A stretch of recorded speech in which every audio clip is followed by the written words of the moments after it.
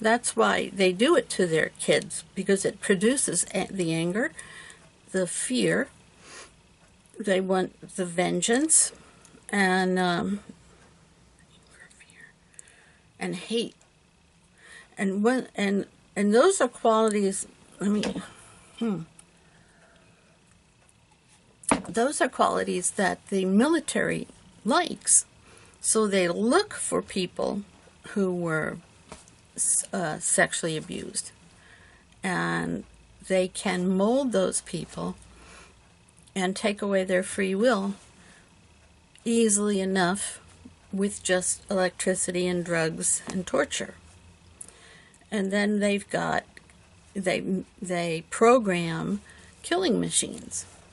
And the military thinks that they can't survive without finding out the secrets of the people who are in their employ and using that against them.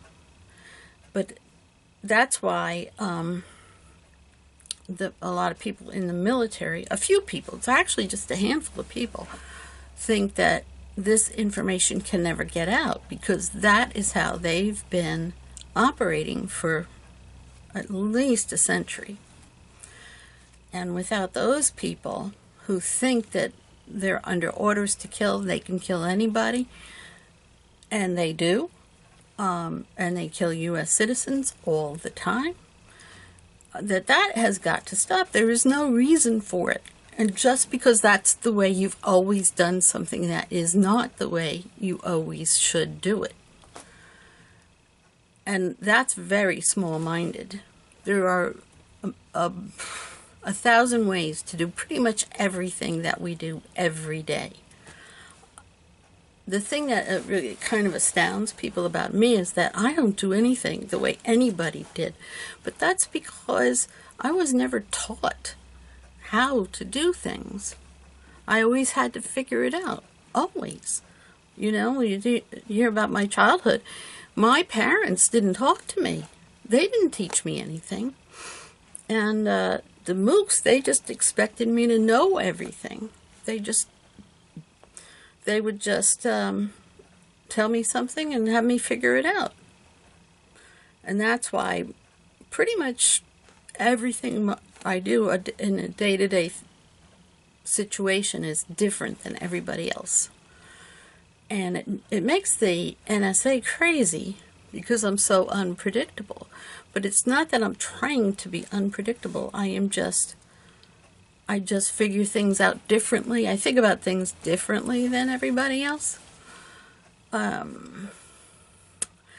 Anyway, so the military has to start to think of things differently.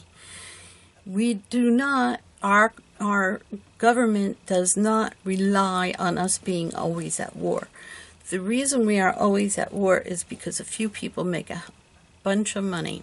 And that's really the only reason.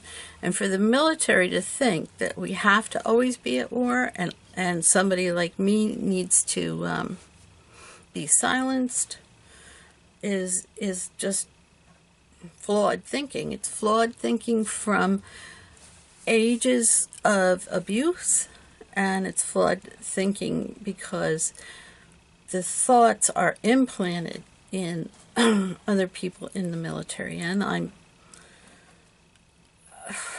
I never would have thought that it would be doable, that somebody who was an actual good person could be turned evil.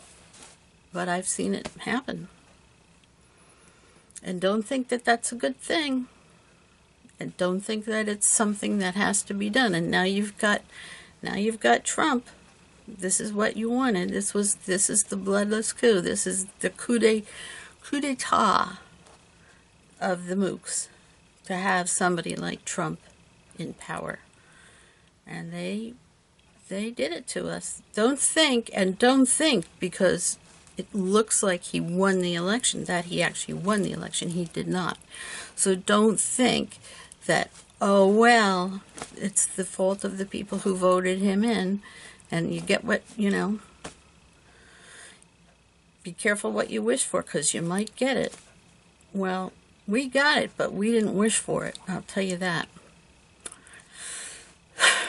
It's going to be a rocky ride.